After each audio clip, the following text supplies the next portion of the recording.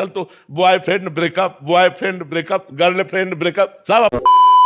महाराज जी, ये जैसे आप कहते हैं कि बच्चों में सुधार होना चाहिए, माता पिता सही आचरण होना चाहिए, ये कह रहे हैं, कुमार जी कह रहे हैं कि मेरे माता जी का किसी से संबंध है और पिताजी का किसी और से संबंध है, जिसके कारण आपस में उनकी लड़ाई होती रहती है और इस पे हमारे पे बहुत असर पड़ता है। वैसे ही जी कह रही हैं कि माता पिता के जब आचरण गलत हो तो घर पे बच्चों के बहुत असर पड़ता है। बहुत बड़ी समस्या है, बहुत बड़ी समस्या है।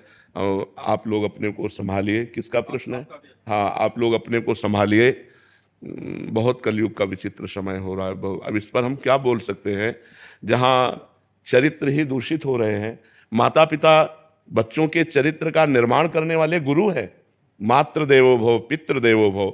और जब माता पिता ही आचरणहीन हो रहे हैं, अब कलिकाल का ये मलिन व्यवहार है। हमें लगता है बच्चों को अपने जीवन को संभालना चाहिए, ऐसे माता पिता से दूरी बना लेनी चाहिए। अब वो घर में है तो क्या किया जा सकता है, लेकिन अपने को सुरक्षित रखना चाहिए। ज़्यादा विरोध करने पर हिंसा के खेल होने लगते हैं।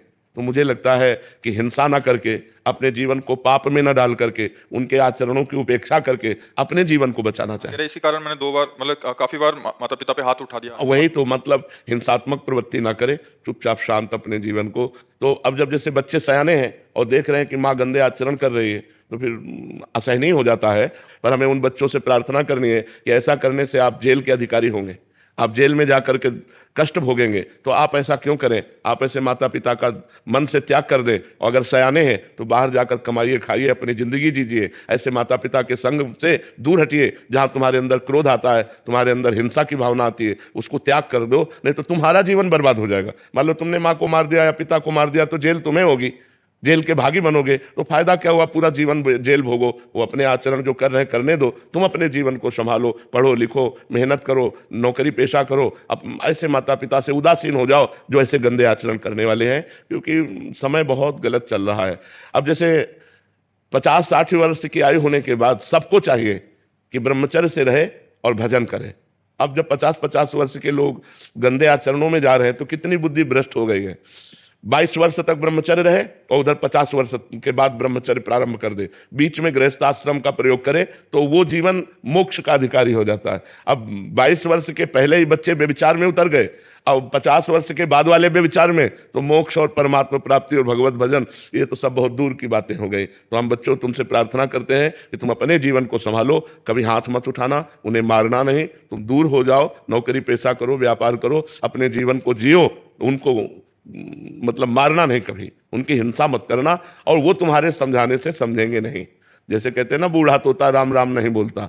तो ऐसे ये जो लोग हैं, ये लोग सुधरने वाले नहीं हैं, क्योंकि तुम्हारे जैसे बेटे हो गए और फिर वो गंदे आचरण कर रहे हैं, वो सुधरने वाले नहीं हैं, ये सब नरक जाएंगे। इसलिए अपने को दूरी बना के रखो और भजन करो। राधे राधे महाराज जी। महाराज जी, मेरी उम्र 70 साल है। संघर्ष और भगवत भजन से संसार के महत्वपूर्ण जवाबदारी पूर्ण कर ली है महाराज जी, पर अभी बच्चों के भविष्य को लेकर बहुत भयग्रस्त हूँ और चिंता होती है महाराज जी। ऐसे में अपने आप को कैसे संभालें महाराज जी? राम कृष्ण हरि विठ्ठल हो, जो भगवान का नाम प्रिय लगे जपो, उसी से बच्चों का भी भविष्य उज्जवल हो जाएगा। भजन के बल से सब ठीक हो जाता है। अगर भजन बल नहीं तो रुपया का बल प्रयोग नहीं होगा, रुपया का बल काम नहीं करेगा। बड़े बड़े खूब वैभव कमाया अपने बच्चों के लिए, और बच्चे अफीम और ड्रग्स, इन गंदी बातों में उतर गए। तो अगर हम बच्चों को अच्छे चरित्र दे पावें, अच्छे आचरण दे पावें, तो ये बच्चों का उज्जवल भविष्य करेंगे। यदि हम भजन करें और अपने बच्चों को दें, तो बच्चों का भविष्य उज्जवल हो जाएगा। रुपये से नहीं होगा, रुपये से भविष्य उज्जवल नहीं होता। अगर बच्चा आचरण ठीक है, पढ़ा लिखा है, वो कमा लेगा। आचरणहीन है और खूब रुपया जमा किए हो, वो सब नष्ट कर देगा। तो आप ज्यादा बच्चों की चिंता न करें, भगवान की चिंता करें, और वो भजन जो भजन करते हो वो बच्चों को दे दे, तो उनकी बुद्धि शुद्ध होगी, उनका भविष्य उज्जवल होगा। समझ पा रहे आप? राधा जी, किसी अन्य के प्रति आकर्षण होने से हम अपने पथ से भटक गए। जो थोड़ा थोड़ा नाम जप भी करते थे, नियम पालन करते थे, वो सब छूट गया महाराज जी। मैं फिर से नई शुरुआत करना चाहती हूँ। हमें लगता है यदि नाम जप करो सही ढंग से, तो हमें तो कोई आज तक आकर्षणकारी लगा ही नहीं। यदि हमें कृष्ण का आकर्षण है, तो ये पार्थिव मरे हुए शरीर के आकर्षित कर सकते हैं। इन शरीरों में आकर्षण होकर के अपने धर्म से भ्रष्ट हो जाना, हमें लगता है हम सच्चे भगवान के भजन करने वाले नहीं हैं। अगर सच्चे भगवान के भजन करने वाले हैं, जो कृष्ण संपूर्ण जगत का स्वामी है, जो सौंदर्य माधुर्य समुद्र है, उस प्रभु से हटकर के हम गलत मार्ग के लिए किसी स्त्री पुरुष के आकर्षण में फंस जाएं, ये तो हमारी समझ में नहीं आता। कौन सुंदर है यहाँ? सुंदर तो प्रिया जो है, सुंदर तो लाल जो है। देखो माई सुंदरता की सीमा, कोटि काम मूर्छित हो जाए जिनकी एक मुस्कान में, ऐसे सुंदर लाल जो हैं श्री कृष्ण हैं, और ऐसे श्री कृष्ण जिस सुंदरता में आसक्त है वो प्रिया जो है, ऐसे जुगल सरकार को छोड़कर यार कहाँ कोई सुंदर है। अपने मन को संभालो, यहाँ कहीं कोई सुंदर नहीं है और कहीं कोई सुख नहीं है, कुछ सुंदर नहीं। चमड़ी की केवल सुंदरता है, और क्या सुंदरता है? चमड़ी से फंसा करके हमारे जीवन को नष्ट किया जा रहा है। और क्या है आप बताओ, हाल हमारे क्या है, मिलता क्या है? हम फंसते कहां से, हम मिलता क्या है? त्रिविधम नरकस्येदम द्वारम नासन मात्मनः कामः क्रोधा तथा लोभा तस्मादेत्रेयम त्यजेत। भगवान के मार्ग के यदि पथिक हो तो सिंह की तरह जियो। कोई मुस्कुरा रहा है तो मुस्कुराहट में फंस रहे, हम उसकी मुस्कुराहट में हैं जो वैकुंठ का द्वार खोलेगा, जो निकुंज का द्वार खोलेगा, जो साकेत का द्वार खोलेगा। ऐसे सिंह की तरह चलना चाहिए, नहीं ऐसे बह चले जा रहे हैं। आजकल तो बॉयफ्रेंड ब्रेकअप, गर्लफ्रेंड ब्रेकअप, सब अपनी जिंदगी को बर्बाद कर रहे हैं, सब चरित्रहीन हो रहे हैं। तभी तो देखो ना, पत्नी किसी की, मित्रता किसी से, पति किसी का, और पकड़ा किसी से जा रहा है। ये सब क्या चरित्र हो रहे हैं? ये सब लाठी खाने वाले आचरण है।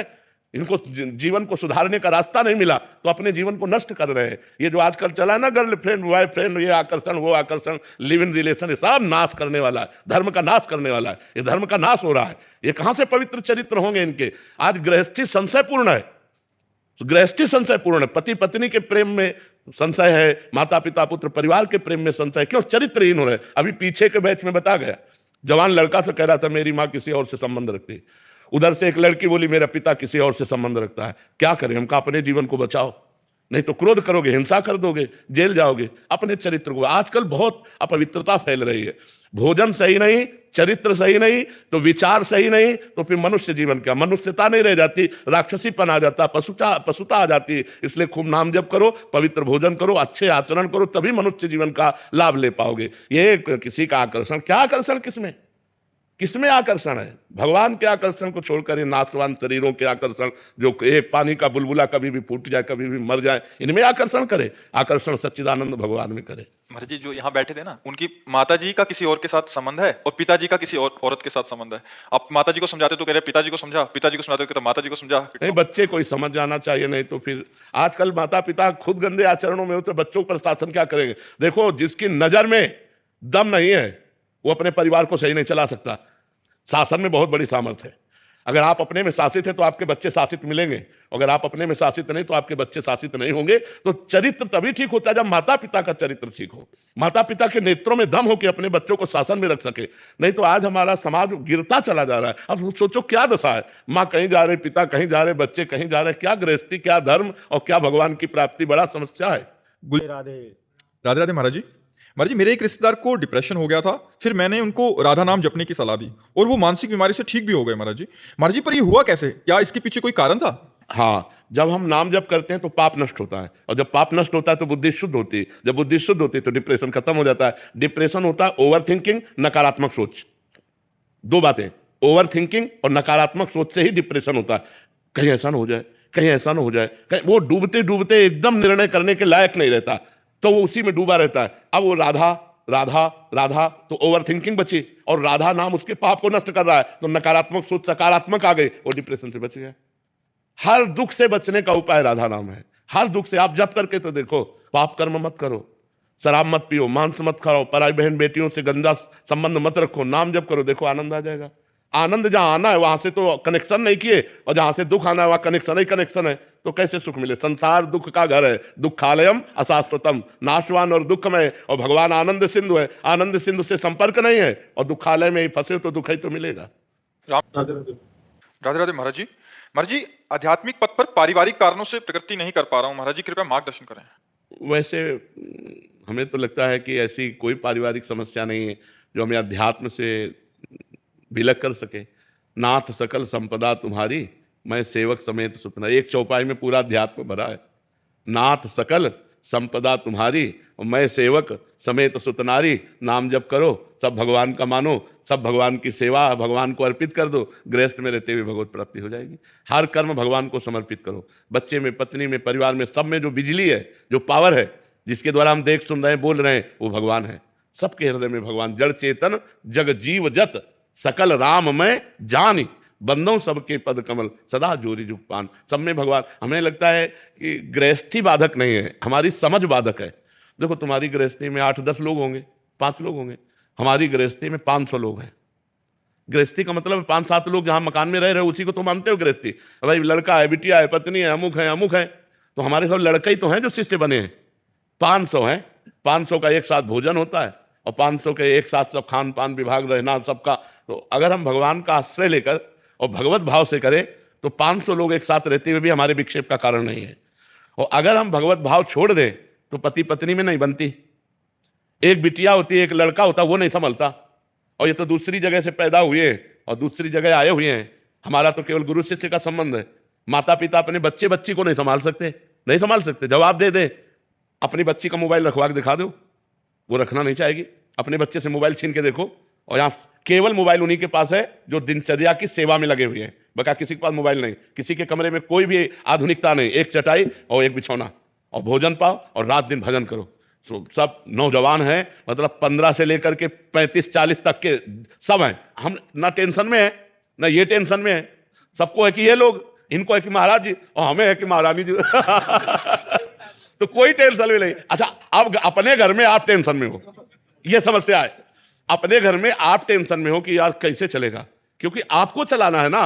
और अगर यही बात आप एक चौपाई में पूरा उत्तर दे दिए थे कि नाथ सकल संपदा तुम्हारी, मैं सेवक समेत सुतलारी, अभी आनंद आ जाए कि जथा लाभ संतोष सदा काहू सो कुछ न चाहूंगो, जैसे प्रभु चाहो वैसे रखो, मैं आपका दास हूं और ये सब आपका परिवार है, और मेहनत करके नमक रोटी खाओ, उसी में आनंद आने लगेगा। अभी भक्ति का रंग आ जाएगा। पर इतना चिंतन बदल गया, बेटी का ब्याह है तो इतना रुपया होना चाहिए, लड़के की पढ़ाई का इतना होना चाहिए, इसका इतना होना चाहिए, वो सब टेंशन भरे हो। छोड़ो टेंशन, भगवान के ऊपर छोड़ो। भगवान कहते हैं अनन्यस चिंतयन्तो माम ये जनाः पर्युपासते तेषां नित्याभियुक्तानां योगक्षेमं वहाम्यहम्। जो मेरा अनन्य चिंतन करता है उसके योगक्षेम का वहन मैं करता हूं। अगर अपना भरोसा परमात्मा में लग जाए तो आप कह सकते हो कि आप बाबा जी हो। नरसिंह मेहता जी गृहस्थ थे, बेटी का भात भरने के लिए स्वयं जगदीश्वर भगवान गए। भरोसा है, इतना भात में लिखा गया था सामग्री कि वो आए ही ना, क्योंकि वो गरीब है, वो आए ही ना। तो उन्होंने पर्चा भगवान के आगे रख दिया और पहुंच गए। तो द्वारिकाधीश गाड़ियों से लद करके जितने पर्चे लिखे थे उससे अधिक, और यहां तक कि स्वर्ण वर्षा तक भगवान ने कर दी। तो हमें भरोसा होना चाहिए, वो कहानियां ही नहीं है, वो हम अपने जीवन में देख रहे हैं, अपने जीवन में देख रहे हैं। जहां हम मांग करके खाते तो कई कई दिन भूखे रहते, पर आज भगवान के भरोसे में है तो 500 लोगों की व्यवस्था होती। तो हमें लगता है गृहस्थी हमको परेशान करने वाली नहीं, हमारा चिंतन हमको परेशान कर रहा है। यदि हम ये चिंतन में भगवान का नाम बैठा लें और विश्वास कर लें तो पक्का समझो, अपने खेने का भरोसा रखोगे तो डूब सकती है, लेकिन फेंक दो हरि शरणम, अब मरूंगा भगवान मार दो, तो पक्का ऐसी लहराएगी कि नाव किनारे लगी जाएगी। जो भगवान के भरोसे हो गया, बस सबसे कठिन बात है भगवान का भरोसा होना। हमने जीवन में ऐसी ऐसी घटनाएं देखी है कि 1 सेकंड चूक हो जाती तो मर जाते। कई घटनाएं जीवन में देखी। गंगा किनारे जा रहे थे, भ्रमण करते थे, गंगा किनारे भ्रमण करते थे, तो ऊपर से पूरा सूखा और नीचे सैकड़ों हाथ का दलदल, कि मतलब तो हम अगला जो ही कदम रखने आवाज है, ए बाबा सावधान आगे मत जाना दलदल है। तो हमने पीछे बहुत देखा लेकिन आवाज वाला नहीं मिला, और आगे छड़ी मारी ऐसे तो गप से छड़ी चली गई, ऊपर की पपड़ी हट गई। अब बताओ अगर हम आगे चले जाते और हम धंस जाते तो वहां कोई निकालने वाला नहीं था। आवाज कौन दिया? उसी पर हमने बहुत देखा कि किसकी आवाज आई, लेकिन सावधान आगे कदम मत रखना दलदल है, एकदम भगवान की आवाज हुई, जैसे आकाशवाणी होती है ऐसे कदम कदम पर भगवान हमें प्यार दुलार कर, क्योंकि भगवान का भरोसा, भगवान का आश्रय, वही हम कहते हैं आप भगवान का आश्रय ले लो, भगवान के भरोसे हो जाओ, जैसे रखे वैसे रखो। सुदामा जी को कई कई दिन भोजन नहीं मिलता था, लेकिन अपनी निष्ठा और भक्ति को तोड़ा नहीं, तो जैसी द्वारिकापुरी वैसी सुदामापुरी की रचना हो गई। हमें विश्वास करना चाहिए भगवान लक्ष्मीपति हैं, भगवान करुणा में हैं। जिस दिन उनकी दया दृष्टि हो गई माला माल हो जाएंगे। वो देते हैं तो कहते हैं ना छप्पर फाड़ के देते हैं, कहाँ से आ जाए कैसे आ जाए कुछ पता नहीं। हमारे चलाए चल रही, हमारे चलाए तो जब हम मांगते थे तो हम भूखे भी रह जाते थे, कई कई दिन भूखे रहे। गंगा किनारे कौन भोजन दे जा करके, और गांव में हम गए नहीं गंगा किनारे, भिक्षावृत्ति यहीं ब्रजमंडल में की, नहीं आकाश वृत्ति से रहे। तो हम वही कहते हैं आप भगवान का भरोसा ले लो और नाम जप करो, परिवार को भगवान की सेवा समझो, तो वही भक्ति बन जाएगा, वही सेवा भक्ति बन जाएगी।